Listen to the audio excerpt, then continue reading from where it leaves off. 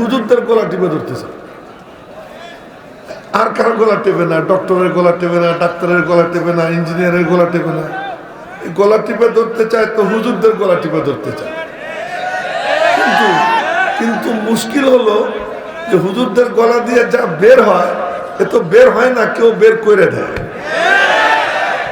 কেউ যখন বের করতে চায় ওটা কেমনে চাপা দিবে, দিতে পারে না। প্রথম নম্বর কথা। দ্বিতীয় নম্বর কথা, আপনাদেরকে বাস ঠিক আছে, আমি ঠিক করে আপনাদেরকে আমি একটা সুসংবাদ দিতেছি। সুসংবাদ হলো, আপনারা বলেন তো, যদি ঈশান নামাজের 4 রাকাত ফরজ, 1 রাকাত তো কেউ পায় নাই, শেষ রাকাতে সালাম ফেরানোর আগে এসে শরীক হয়েছে, তো ফতোয়ায় কি বলবে? নামাজ পাইছে কি পায় নাই? জামাত পাইছে কি পায় নাই? এই মাদ্রাসায় বুখারী শরীফ শুরু হয়েছে বছরের শুরুর থেকে, এটা একটা জামাত ক্লাস, এর শেষ সালাম ফিরেছে আজকে। সেই সালাম ফেরানোর আগে এখানে যারা শরীক হয়ে গেছে তারা সবাই বুখারী শরীফের ছাত্র হয়ে গেছে। ধরে বলেন না আলহামদুলিল্লাহ। এরাও জামাত পাইছে। আপনাদেরকে যে এই জামাতে শরীক হওয়ার সুযোগ করে দিলেন মাওলানা সিদ্দিক সাহেব হুজুর সহ এখানকার উলামা একরাম, এজন্য সবাই মিলে তাদের জন্য দোয়া করবেন যে আমাদেরকে বুখারী শরীফের ছাত্র হওয়ার সুযোগ করে দেওয়া হয়েছে। এজন্য সবাই আবার বলি আলহামদুলিল্লাহ। আজকে আমি আপনাদের সামনে আসছি যখন বয়ান করব, আমরা হলাম আসলে কিছুটা দুর্বল হলো। এই জন্য যখন জজবা নিয়ে আসি ওই টাইমে যদি সাথে সাথে দেয় তাহলে মজা হয়, কিন্তু ওই কতক্ষণ বসায় রাখলে পরে জজবাটা একটু ঠান্ডা হয়ে যায়। তখন চিন্তা করতেছি কেমনে শুরু করি। তা আজকে আমি আপনাদের সামনে মনে করছি একটা আলাদা গল্প করব। কি গল্প? এই যে বসা যারা, এরা কারা? নিজেদেরকে চেনা ওয়াজিব, অহংকার করা হারাম। আমি আমাকে চিনব যে আমি কে, আমার আত্মপরিচয়, এটা ওয়াজিব। কিন্তু আমি অমক, কলার ঝুলানো, এটা হারাম। বোঝার তো চেষ্টা করতে হবে মনোযোগ দিয়ে, না? আচ্ছা, আমি কোনো কথা এমনি বাতাসের উপর বলবো না, আমি আপনাদেরকে দলিল দিচ্ছি। আমার নবীজি তিনি বলেন কি, লা তুফাদ্দিলুনি বাইনাল আম্বিয়া। আর হাদিস যখন বলবো, এই মজলিসের মাঝে আর রওজা পাকের মাঝে কোনো বেড়া থাকবে না, কোনো দেয়াল থাকবে না, কোনো পর্দা থাকবে না। আল্লাহর কসম, রওজা পাক থেকে এই মজলিসের মধ্যে নূরের তাজাল্লি পড়বে। আর এই দৃশ্য দেখছেন কে? আমার রুহানি আব্বার নাম আল্লামা নাসির আহমদ খান সাহেব রহমতুল্লাহ আলাইহি। আমরা অকপটে বলি, কোনো লুকোছাপা নাই। আমার রুহানি আব্বার নাম আল্লামা নাসির আহমদ খান সাহেব রহমতুল্লাহ আলাইহি, একজনের নামই নিলাম। উনি বলেন ওনার রুহানি আব্বার নাম শাইখুল ইসলাম হুসাইন আহমদ মাদানী রহমতুল্লাহ আলাইহি। এই নাম যে নিতেছি এমনি এমনি না। শাইখুল ইসলাম হুসাইন আহমদ মাদানী রহমতুল্লাহ আলাইহি ওই ট্রেন স্টেশনে গেছেন, ট্রেন ছাড়বে, তো দেখলেন যে 10 মিনিট 12 মিনিট বাকি আছে, তো বললেন কি আমি 2 রাকাত নামাজ পড়ে নি। তার নামাজে দাঁড়িয়ে গেছেন, এর মধ্যে ট্রেন এসে গেছে। ট্রেন যখন এসে গেছে, এই নিচের দিকে তাকাইও না, এই সোনার চান্দা, চোখ এদিকে রাখতে হবে, সোজা কথা। সামনে বসে কেউ উল্টা পাল্টা করো না, সবাই মনোযোগ দিয়ে। নামাজে দাঁড়ায় গেছেন, এখন আর কোনো খবর নাই। ট্রেন আসছে, ট্রেন কি গোপনে আসে?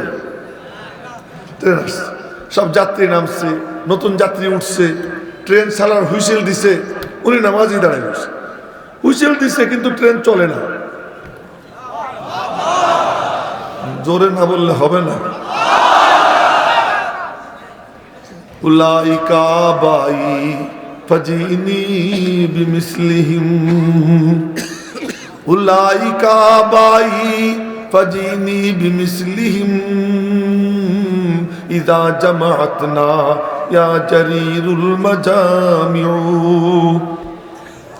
আমরা কারা আমাদের চেনা দরকার, আমাদের সম্পর্ক কাদের সাথে তাদেরকে চেনা দরকার। ট্রেন আর চলে না। ট্রেন না চলার কারণ 2টা, হয় ইঞ্জিনের সমস্যা, আর না হলে কেউ চেন টানে, 2টার একটা। পরীক্ষা করে দেখে ইঞ্জিনে কোনো সমস্যা নেই, কেউ চেন টানলো কিনা দেখে কেউ চেন টানে নাই, কিন্তু ট্রেন মোটে নড়ে না। আল্লাহু আকবার, একটু জোরে বলেন, বলেন, জোরে বলেন। এখন সবাই লক্ষ্য করে দেখে আল্লাহর বান্দা প্ল্যাটফর্মে দাঁড়িয়ে দাঁড়িয়ে নামাজ পড়তেছেন। উনি নামাজ শেষ করছেন, ধীরে ধীরে হেঁটে উনি চড়ছেন ট্রেনে, উনার সিটে বসছেন, ট্রেন চালু হয়ে গেছে। ওনার আর একটু গল্প করি, ওনার আল্লাহ খানায় কাবার তওয়াফ করতেছেন, শাইখুল ইসলাম মাদানী রহমতুল্লাহ খানায় কাবার তওয়াফ করতেছেন। তওয়াফ শেষ করে বললেন কি, মেরা জি চাহতা হ্যায় আবি আবি রওজা পাক মে যাকে সালাম পেশ করো। আমার মনে চাইতেছে এখনই রওজা পাকে গিয়ে সালাম দিব। এই ঘটনা আমি শুনছি সুলতান আহমদ নানুপুরি রহমতুল্লাহ আলাইহির মুখে, যখন আমার বয়স 15-16। আমি মাদ্রাসার ছাত্র, মালিবাগ মাদ্রাসার ছাত্র। উনি বয়ান করতেছিলেন, বয়ান শুনতেছিলাম। উনি বলতেছিলেন, ও বা নিজের চোখে দেখি যে, নিজের কানে শুনি যে। সুলতান আহমদ নানুপুরি রহমতুল্লাহ আলাইহি বলছেন, এই কালা শার্টওয়ালা, তুমি কিন্তু আর উল্টাপাল্টা করবে না, চোখে দিকে রাখবে। আমি কিন্তু কানে হাত দিয়ে সুর দেওয়ার বক্তা না, এদিক চাই থাকে। নিজের কানে শুনি যে, নিজের চোখে দেখি যে। চট্টগ্রামের ভাষা উনি বলছেন। তওয়াফ শেষ করার পরে বললেন, আমার মনে চাইতেছে এখনই রওজা পাকে সালাম দিব। তো হিন্দুস্তানের এক আলেম ছিলেন, উনি বললেন, হযরত আমিও যাব, मैं भी जाऊंगा। মেরা দায়া হাত পাকড়ো, ডান হাত ধরছে। আমি সুলতান আহমদ বললাম, হযরত আমিও যাব, আমার বাম হাত ধর। দুইজন দুই হাত ধরছি। চোখ বন্ধ কর, চোখ বন্ধ করছি। কিছুক্ষণ পরে চোখ খোল, চোখ খুলছি, দেখি রওজা পাক সামনে হাজির।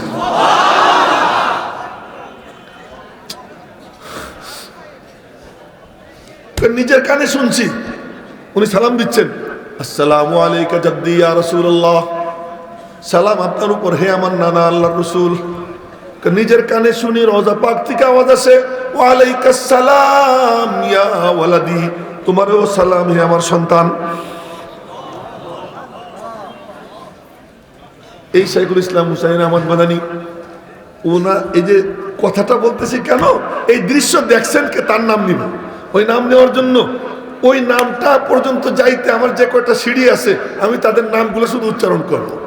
শাইখুল ইসলাম হুসাইন আহমদ মাদানী বলেন, আমার রুহানি আব্বা শাইখুল হিন্দ মাহমুদ হাসান দেওবন্দি, যারা মাল্টার বন্দিখানায় নিয়ে বন্দি করছিল, বলছিলাম যতই অন্ধকার হোক সকাল একদিন হবেই হবে, প্রভাতের সূর্য উঠবে উঠবে, প্রভাতের আলো আসবে। মাল্টার বন্দিখানায় বন্দি করছে, খাবার বন্ধ করে দিছে, বুড়া না খেয়ে মরুক, প্রচন্ড শীত। শাইখুল ইসলাম হুসাইন আহমদ মাদানী বলেন, আমার উস্তাদ জি শেষ রাত্রে উঠে উজু করবেন, তা ঠান্ডা পানি দিয়ে কেমনে উজু করবেন, বরফ।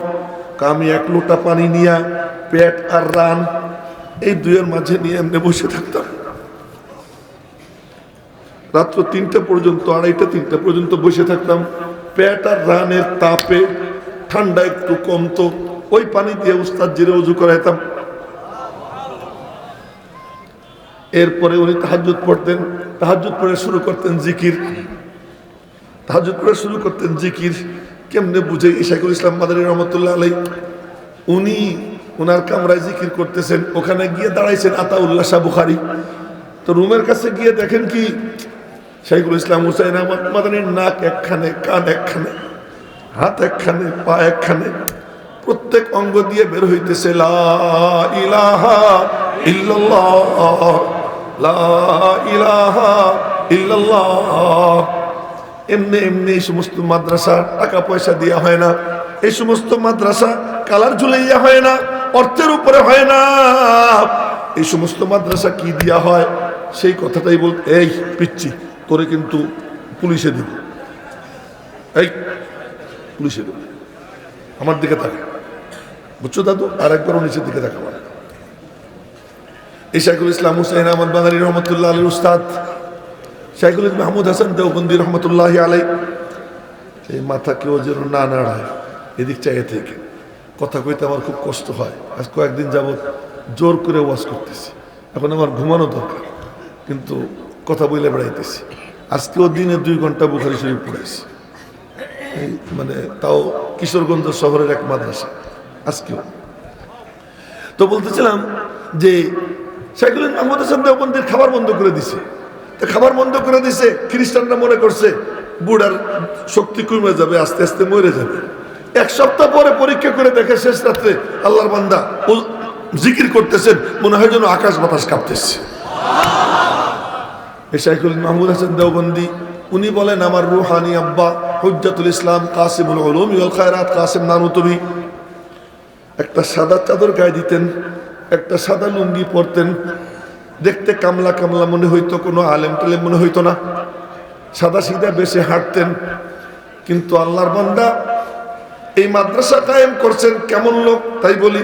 হযরত কাসিম নানুতুবি রহমতুল্লাহি আলাইহি বিয়ে করছেন, বিয়ে করার পরে বাসর ঘরে গেছেন, দেখেন বউয়ের মাথায় টিকলি, নাকে ফুল, কানে দুল, গলায় হার, হাতে ব্রেসলেট, এরপরে আরো কত কিছু।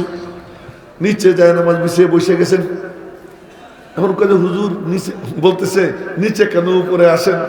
স্বামী ডাকবে বউরে, বউ ডাকে স্বামীরে, উপরে আসেন। না আপনি তো বড় লোক, আমি তো গরিব, আমি তো ফকির মানুষ, আমি কেমনে উপরে আসবো? বউ বুঝে ফেলেছে, বুঝা কানের দুল, নাকের ফুল সমস্ত স্বর্ণ একটা থইলাই করে দিয়ে দিছে। এবার আপনার সঙ্গে মিলা যায়, এবার আপনার সঙ্গে মিলা যায়। ফজরের নামাজের পরে সকালবেলা সব আল্লাহর রাস্তার মুজাহিদদেরকে দান করে দিছেন। এই কাসিম নানুতুবি এত সাদা সিধা, এই ভলিউম একটু কমাও, একটু কমাও, এত সাদা সিধা যে উনারা কেউ বুঝতেই পারতো না। উনার জন্য একজন গ্যান্ডারি মাথায় করে নিয়ে যেতেছে, গ্যান্ডারি। তো রাস্তায় ওই গ্যান্ডারি রাইখা জিড়াইতেছে। তো উনি হাইটা যায়, ডাক দিছে, এ মৌলবি এধার আজা, ওই বুড়া ডাক, এ মৌলবি এদিকে আয়, গ্যান্ডারি আমার মাথায় উঠিয়ে দে। তো উনি বললেন, গ্যান্ডারি মাথায় উঠিয়ে দেবো কেন, আপনার তো কষ্ট হবে, আমি মাথায় করে নিয়ে দিই, আমি মাথায় করে নিয়ে দিই। কোথায় তো আরো ভালো। জিজ্ঞেস করে গ্যান্ডারি নিয়ে কোথায় যাও? দেওবন্দে যাই। কেন? কাসিম নানুতুবিরে হাদিয়ে দিব, কাসিম নানুতুবিরে হাদিয়ে দিব, সে ক্ষীর পাকাইয়া খাবে। উনি দেওবন্দের কাছে গিয়ে বলছেন, নাও তোমার গ্যান্ডারি নাও, তুমি নিয়ে কাসিম নানুতুবিরে দাও। আর মাদ্রাসায় দুইকে জিজ্ঞেস করে, কাসিম নানুতুবি কই? কই মসজিদের কামরায়। গিয়ে দেখে যে তার গ্যান্ডারি মাথায় করে আইনে দিছে সেই লোক। এখন বলে কি, ও তু কাসিম বনা बैठा है গেন্ডারি খানে কে লিয়ে, তুমি কাসিম বইনে বসছো গেন্ডারি নেবা, मैं तुझे नहीं दूंगा, मैं तो बड्डा मौलवी को दूंगा, আমি তো বড় মৌলবীরে দিব। আচ্ছা ভাই যা, তুই বড্ডা মৌলবী কো দে। বাইরে গিয়ে আবার জিজ্ঞেস করছে লোকজন রে, কৌনি তো, যে হুজুর আমি তো চিনতে পারিনি, মাফ করে দিয়ে, আমি তো চিনতে পারিনি, মাফ করে দিয়েন।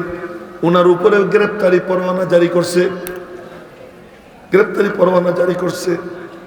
ওনার উপরে রশিদ আহমদ গঙ্গুহির উপরে, হাজি ইমদাদুল্লাহ মুহাজিরে মক্কির উপরে গ্রেপ্তারি পরোয়ানা জারি করছে ব্রিটিশ পুলিশ। হাজি ইমদাদুল্লাহ মুহাজিরে মক্কি হিজরত করে চলে গেছেন মক্কায়। রশিদ আহমদ গঙ্গুহি গ্রেপ্তার হয়ে গেছেন জেলখানায়। জেলখানায় যাওয়ার পর আদালতে হাজির করছে, পকেটে তসবিহ ছিল। জিজ্ঞেস করে, ইংরেজদের বিরুদ্ধে তুমি যুদ্ধ করছো? আপনি যুদ্ধ করছেন? কাহা করছি। কি দিয়া? অস্ত্র দিয়া। অস্ত্র কোথায়? পকেট থেকে তসবিহ বের করে তসবিহ আঙ্গুলে ঝুলে গিয়ে বলে, এই যে আমার অস্ত্র। রশিদ আহমদ গঙ্গুহি রহমতুল্লাহ আলাইহি, এখন বিচারপতি কয় কি, তো দেখি পাগল, মুক্তি দিয়ে দিছে। কাসিম নানুতুবি উনারে সবাই বলে, আপনার নামে গ্রেপ্তারি পরোয়ানা, আত্মগোপন করেন। উনি গিয়ে পলাইছেন 3 দিন, 3 দিন পরে ওপেন হয়েছেন। কই যে হুজুর গ্রেপ্তারি পরোয়ানা, গ্রেপ্তার করবে তো, করুক গা। 3 দিনও পলাইতাম না, নবীজি 3 দিন পলাইছিলেন, সেই সুন্নতের উপর আমল করছি। এখন ধরে ধরুক। উনি ওনার বাড়িতে ছিলেন, পুলিশ চতুর্দিক থেকে ঘিরে ফেলছে বাড়ি। তো উনি ওই চাদর কান্দে নিয়ে হাইটে যাইতেছেন। ওনারা জিজ্ঞেস করে, মৌলভী কাসেম কাহায়? মৌলভী কাসেম কোথায়? তো উনি যেখানে দাঁড়াইছিলেন ওখান থেকে কত সামনে গিয়ে বললেন, একটু আগে তো এখানে ছিল, এখন খুঁজে দেখো কোথায় গেল। একটু আগে এখানে ছিল, এখন খুঁজে দেখো কোথায় গেল। এবার খোঁজা শুরু করছে। উনি এই ফাঁকে চলে গেছেন। 3 বছরের মধ্যে ওনারে গ্রেফতার করতে পারে নাই। উনারে মৌলভী হিসেবে চেনেই না। এত সাদা সিধে ছিলেন। বলতেন, अगर कासिम पर मौलवी का धब्बा न लग जाता वो अपने को इतना मिटाता, इतना मिटाता, इतना मिटाता कि कासिम नामी कोई दुनिया में आया और चला गया, किसी को पता भी न चलता। যদি কাসেমের উপরে মৌলভী সিল না লাগতো, নিজেকে এতটা গোপন রাখতো যে কাসেম নামক কেউ দুনিয়াতে আসছে আর চলে গেছে, কারো খবর হইতো না। এই কাসেম নানুতুবি তিনি হাজী ইমদাদুল্লাহ মুহাজিরে মক্কি, রশিদ আহমদ গঙ্গুহি, ইন্দ্রা মিলা যখন দেখছেন মুসলমানদের লাশ কাঁধে নিয়ে ঘুরে বেড়ায়, কিন্তু জানাজা পড়ার কোনো লোক পাওয়া যায় না। 20 মাইল 25 মাইল এরিয়া ঘুরে একজন আলেম পাওয়া যায় না যে জানাজা পড়বে, একজন মোল্লা পাওয়া যায় না যে জানাজা পড়বে। আজকে আমাদের বড় বড় লাট বাহাদুররা কালার ঝুলায়, আমরা এই করছি সেই করছি, তোমরা কি করছো ইতিহাস আমরা ভালো জানি। আর আলেমরা কি করছে, মৌলবীরা কি করছে, আজও এ যা কিছু অর্জন এই উলামা একরাম তাদের চিৎকার, তাদের হুঙ্কার, এই তালেবে ইলম যারা ডাইল খাওয়া মাদ্রাসায় ডাইল খায়, আর এই এরা যখনই কোনো হামলা হয় এরা চিৎকার দিয়ে ওঠে। ওরা মনে করে যে এই চিৎকার দিয়ে কি হবে, তো মৌলবী। আল্লাহ তাআলা কয় এই মৌলবী যারা, আমি আল্লাহ তাদের সঙ্গে আছি।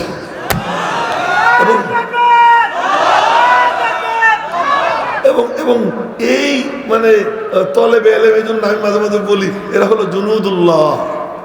এরা কার সৈনিক? আল্লাহর সৈনিক। একজনই খালি তাকবীর দিচ্ছে, আর বার কি কারো জজবা আসেনি। তো জোরে সোরে সবাই একটু আল্লাহু আকবার বলি তো। আচ্ছা ঠিক আছে।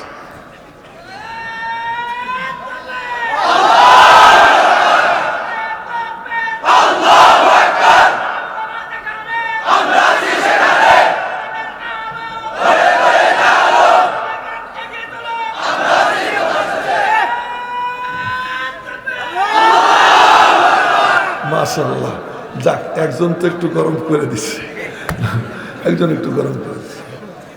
এই কাসেম নানুতুবি রহমতুল্লাহ আলাইহি, এই বলি আমি একটু কমাই, এই কাসেম নানুতুবি রহমতুল্লাহ আলাইহি আপনারা একটু মনোযোগ দিয়ে, মাদ্রাসার কথা যেহেতু আসছে বারবার শুনছি, বলতেছে কি শ্রেষ্ঠ মাদ্রাসা বানাবো, শ্রেষ্ঠ মাদ্রাসা বানাবো। মাদ্রাসা শ্রেষ্ঠ ভবন দেওয়া হয় না, মাদ্রাসা শ্রেষ্ঠ কোনো সম্পদ দেওয়া হয় না, মাদ্রাসা শ্রেষ্ঠ ছাত্র সংখ্যা দেওয়া হয় না, মাদ্রাসা শ্রেষ্ঠ কোনো বড় বড় কোনো কিছু দেওয়া হয় না। মাদ্রাসা শ্রেষ্ঠ হয় কি দিয়া? বলে কোনো ছাদ নাই, কোনো বিল্ডিং নাই, কোনো ভবন নাই, শুধুমাত্র একটা ডালিম গাছ, একজন উস্তাদ, একজন ছাত্র। আজকে ওই মাদ্রাসা সারা দুনিয়ায় ছড়ি ঘুরাইতেছে, সারা দুনিয়া ছড়িয়ে পড়েছে। এই আফগানিস্তানেও 52 দেশে যে জুতে পিটে করে বিদায় করছে, এটাই মাদ্রাসার ছাত্র নাই, এরাই। কিন্তু ওখানে পারলো, ফিলিস্তিনে কেন পারে না পরে বলবো। ওখানে পারলো, ফিলিস্তিনে কেন পারে না, ওখানে আফগানিস্তানে পারলো, সিরিয়ায় কেন পারে না, আফগানিস্তানে পারলো, লেবাননে কেন পারে না। আজকে সেই কথাটা আমি পরে বলবো, এখন আগে আসি। আমি যে কথাটা বলছিলাম, দাবি করছিলাম এখানে নূরের তাজাল্লি পড়তেছে, তো আমি আমার ওই উস্তাদ পর্যন্ত যাব, তারপরে আমি এই কথাটার দিকে আসবো। তত কাসেম নানুতুবি রহমতুল্লাহ আলাইহি, শুধু একটু মনোযোগ দিয়া, কাসেম নানুতুবি রহমতুল্লাহ আলাইহি, রশিদ আহমদ গঙ্গুহি রহমতুল্লাহ আলাইহি, হাজী ইমদাদুল্লাহ মুহাজিরে মক্কি রহমতুল্লাহ আলাইহি এক একজন খানকার এবং মুসনাদে হাদিসের বড় বড় উজ্জ্বল নক্ষত্র। কিন্তু সেই উজ্জ্বল নক্ষত্রগুলো কি করলেন? মুসলমানদের দিন ইমানের হেফাজতের কোনো ব্যবস্থা যদি না করি, তাহলে মুসলমানই তো থাকবে না। কি করা যায়? মুসলমানদের দিন ও ইমানের হেফাজতের জন্য কি করা যায়? মেরে মুহতারাম ভাইও, এই মাদ্রাসাগুলো কি, তাই একটু আজকে না বলে আমি পারতেছি না। তার কারণ মাদ্রাসা শুনলাম মেলাক্ষণ, তো এই জন্য মাদ্রাসায় আজকে আমার প্রসঙ্গ। মাদ্রাসা কেমনি আসলো? ওই হাজী ইমদাদুল্লাহ মুহাজিরে মক্কি রহমতুল্লাহ আলাইহির সময় খ্রিস্টানরা লক্ষ লক্ষ জিল কোরআন শরীফ আগুন দিয়ে পোড়াইছে, লক্ষ লক্ষ জিল কোরআন শরীফ পানিতে ফেলছে। এই যখন করছে তখন, আরে আমি কয়েকদিন আগে যাইতেছিলাম দক্ষিণবঙ্গে, আমার এক নাতি ঢাকার থেকে গেছে, আর ছাত্রের ছেলে দাওরা পড়ে, হাফেজ, ওর নাম নাবিল। আরো পথের থেকে 2টা নাতি উঠছে ছোট ছোট, ওরাও হাফেজ। তো 4 জন হেফজ প্রতিযোগিতা শুরু করলাম। সিস্টেমটা কি? আমি এক আয়াত পড়ি, ওই আয়াতের শেষ অক্ষর দিয়ে পাশের জন পড়ে, ওর আয়াতের শেষ অক্ষর দিয়ে পাশের জন পড়ে, ওর আয়াতের শেষ অক্ষর দিয়ে ও পড়ে, এই করে করে ঘুরতে লাগলো। এক পর্যায়ে পিছিয়ে একটা দম ছাড়ছে একখানে। আমি বললাম, তুমি যে দম ছাড়লা এখানে কোনো অক্ষ আছে? আছে। কি? জিম। কোরআন শরীফ খুলে দেখি সত্যি সত্যি জিম। এবার বলেন তো, ওরা কোরআন শরীফ পড়াইছে, কিন্তু এই সমস্ত মাদ্রাসা এর থেকে যে জন্ম নেওয়া হাফেজ, ওই হাফেজরা এক একজন এক এক মসজিদে দাঁড়াই গেছে, কোরআনে কারিমের তেলাওয়াত শুরু করছে।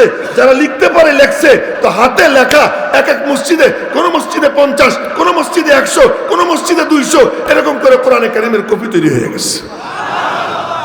তখন ওরা দেখলো যে না রে, কোরআন শরীফ পুরাইয়া লাভ নেই, মাদ্রাসা ভাঙছে, কোরআন শরীফ পুরাইছে, কোনো লাভ হয় না। কি করা যায়? মৌলবী মারো। কোনো ডাক্তাররে মারে নাই, কোনো ইঞ্জিনিয়ার মারে নাই, কোনো সুট কোটওয়ালারে মারে নাই, কোনো বুটওয়ালারে মারে নাই, ইংরেজদের জুতা পালিশকারী যারা, ওদেরকে মারে নাই। মারছে ওদেরকে যারা খানকায় বসে বসে আল্লাহ আল্লাহ করে, যারা মাদ্রাসায় বসে বসে কোরআনে কারিমের তালিম দেয়, যারা মসজিদের মিম্বরে বসে বসে আল্লাহ আল্লাহ রসুলের কথা বলে, যারা মানুষকে নিয়ে দ্বীনের তালিম দেয়, খুঁজা খুঁজা ওই আলেমগুলোরে মারছে। কেমনে মারছে? মারার ধরনটা দেখেন। ওই আলেমরে ওই কামানের উপরে বসাইছে, বসাইয়া গুলি মারছে, আর ওই গুলিতে উপরে উইড়া আলেম জইলা ছাই হয়ে নিচে পড়ছে, ছাই হয়ে নিচে পড়ছে। এমন করে মারছে। এবং একদিনে দিল্লিতে 3 লক্ষ মারছে, একদিনে দিল্লিতে 3 লক্ষ মারছে। এই যে আলেম মারে, হাফেজ মারে, মারতে মারতে মারতে মারতে ওলামা শূন্য হয়ে যায়। তখন হাজী ইমদাদুল্লাহ মুহাজির মক্কি রহমতুল্লাহ আলাইহি বললেন, খানকায় ছিলাম আর খানকায় থাকবো না।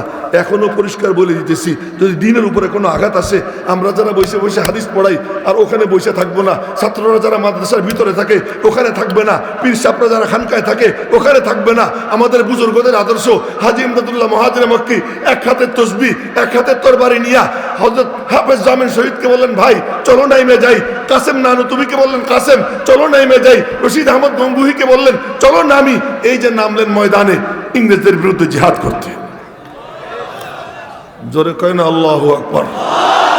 এবং সেই জিহাদে কি হইল? শামিলির ময়দানে এক যুদ্ধ হইল, তাজা পাকা আল্লাহর কাছে পবিত্র, এই পাক রক্ত দিয়া ওই ময়দান লাল হইল। ওই যুদ্ধের দিন একজনের কথা না বলে পারতেছি না, হাফেজ জামিল শহীদ রহমতুল্লাহ আলাইহি উনি করছেন কি, নাভির নিচের চুল ভালো করে পরিষ্কার করছেন, নখ কাটছেন, মোষ ছাড়ছেন, এরপরে ভালো করে নতুন পাঞ্জাবি বানাইছেন, নতুন শেরওয়ানি বানাইছেন, নতুন পাগড়ি কিনছেন, নতুন জুতা কিনছেন, সাইজা গুইজা সুরমা টুরমা লাগাইয়া আতর টাতর লাগাইয়া মনে মনে বলতেছেন, আল্লাহ তোমার সাথে সাক্ষাৎ করতে আসতেছি, তোমার সাথে সাক্ষাৎ করতে আসতেছি। ওই ময়দানে জিহাদের প্রধান সেনাপতি হাজী ইমদাদুল্লাহ মুহাজির মক্কি রহমতুল্লাহ আলাইহি, উনি হযরত কাসেম নানুতুবি এক পাশে, রশিদ আহমদ গঙ্গুহি, হাফেজ জামিল শহীদ ময়দানে নামছেন। তো ময়দানে নামার পরে হঠাৎ করে হযরত কাসেম নানুতুবির এখানে গুলি লাগছে। তো গুলি লাগছে, খবর গেছে রশিদ আহমদ গঙ্গুহি রহমতুল্লাহ আলাইহির কাছে। উনি বললেন, ঘাবড়াও মত, मैं आ रहा हूं, ঘাবড়াইও না, আমি আসতেছি। গিয়ে বলে যে মৌলভী কাসেম को मेरे गोद में दे दो, যে মৌলভী কাসেমকে আমার কোলে দিয়ে দাও। কোলে নিয়ে বলতেছে, ভাই কাসেম ঘাবড়াও মত, কাসেম ঘাবড়াইও না। রশিদ আহমদ গঙ্গুহি রহমতুল্লাহ আলাইহি কি পয়ড়া ফু দিছেন উনি জানেন, ওনার আল্লাহ জানে।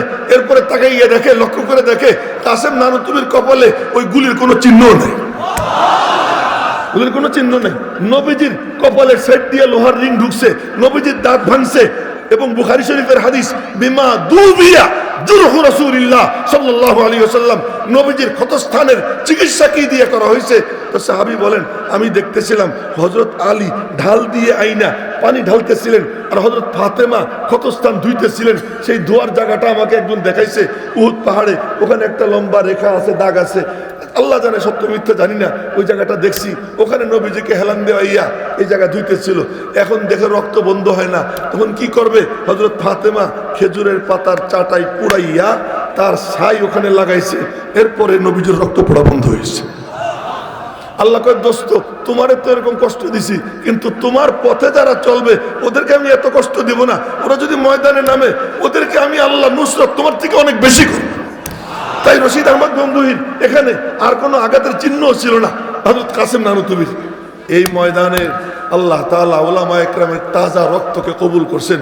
তোমরা আজকে মুসলমান, তোমাদের শুটওয়ালাদের কোনো অবদান না, বুটওয়ালাদের কোনো অবদান না, ইংরেজদের গোলামদের কোনো অবদান না, ইংরেজদের আদর্শে তাদের কালচারে যারা লালিত পালিত তাদের কোনো অবদান না। এই অবদান এই উলামা একরামের সাদা সিধা যারা খানকায় জিকির করতেন তারা ময়দানে নামছেন, বুকের তাজা রক্ত ঢেলে দিছেন। আর ঢেলে দেওয়ার পরে ওই ময়দানের রক্ত এত কবুল হওয়া হয়েছে, এত কবুল হওয়া হয়েছে। ওই ময়দানের এক বুজুর্গ ছিলেন মাওলানা মাজহার নানুতুবি রহমতুল্লাহ আলাইহি। উনি সাহারানপুর মাজাহিরে উলুম মাদ্রাসায় পড়াইতেন। মাজাহিরুল উলুম শাইখুল হাদিস জাকারিয়া রহমতুল্লাহ আলাইহি যে মাদ্রাসায় পড়াইতেন, ওই যে ইউটিউবার একটা মাথা নিচের দিকে দিয়ে রয়েছে, ও মনে করে আমি তো ইউটিউবার। মাথা সোজা করো, এদিকে তাকা। হ্যাঁ, তুমিও আজকে শ্রোতা আমার। হ্যাঁ, এদিকে তাকা। আমি তো আর ওইরকম ওয়াজ করি না, কিছু কথা বলতেছি, মনোযোগ দিয়ে শুনি। ওই ময়দানে এক বুজুর্গ ছিলেন মাওলানা মাজহার নানুতুবি রহমতুল্লাহ আলাইহি। উনি পড়াইতেন মাজাহিরুল উলুম সাহারানপুর মাদ্রাসা। তো মাদ্রাসায় যাইতেন, জিকির করতে করতে পকেট থেকে তসবিহ বের করছেন কি, তো ওনার পকেট থেকে একটা স্বর্ণের টাকা পড়ে গেছে। তো উনি মাদ্রাসায় চলে গেছেন, পড়াইছেন। পাশের বাড়িওয়ালা সে তার ছাদে উঠে রাস্তার দিকে তাকায়, দেখে স্বর্ণ চকচক করে, লোভে নাইমে আসে, আইসে দেখে নাই, আইসে দেখে নাই। এই করতেছে সকাল থেকে নিয়ে বিকেল পর্যন্ত। উনি বিকেলবেলা আবার ওই তসবিহ টিপতে টিপতে যাইতেছেন, এখানে এসে নিচে হইয়া ওই টাকা উঠিয়ে পকেটে রাখছে। এ দৌড়ে আসছে, এসে কয়ে, হুজুর এ কি ব্যাপার? কি? আমি সেই সকাল থেকে দেখতেছি চকচক করতেছে, উপর থেকে নামি এখানে আসলে পাই না, আর আপনি পাইলেন? তো উনি উত্তর দিলেন, ও তো তেরা থাহি নেই, তুঝে কেসে মিলেগা? ওটা তো তোর না, ওটা তো আমার। আমার আল্লাহ আমারটা হেফাজত করছেন, আমি পাইছি। এই মাজহার নানুতুবি রহমতুল্লাহ আলাইহি এখন দেখাইতে হবে, তো এই জন্য আমি আমার মোষটা মুইসে নিতেছি। উনি এমন করতেন, দেখেন আমার জিব্বা উল্টে এই জায়গা চাটতে চাটতে চাটতে এই জায়গা মোষ শূন্য হয়ে গেছে। তা ছাত্ররা একটু দুষ্ট হয়, তোমরা ছাত্ররা আবার রাগ করো না, আমিও তো ছাত্র ছিলাম, দুষ্টুমি আমরাও করতাম। হুজুরদেরকে মাঝে মাঝে খুব বিরক্ত করে। তো ধরছে, হুজুর কি এই জিব্বে উল্টে মোষ চাটেন কেন? সব কিছু কি তোদের জানার দরকার আছে নাকি? থাকতে দে না, হুজুর একটু বলেন না। সব চাইপে ধরছে, তখন বলছেন, শোন, শামিলের যুদ্ধে আহতরা ছটফট করে যখন পানি পানি বলতেছিল, আমি নিজে চোখে দেখছি জান্নাতের হুররা ওদেরকে সরাবন্ত হুরাপান করে দিয়েছে। জোরে কন্যা সুবহানাল্লাহ। আজকেও কিন্তু যদি কেউ ময়দানে নামে, আজও আল্লাহ তাআলা এমন নুসরত করবে, আজও এমন নুসরত।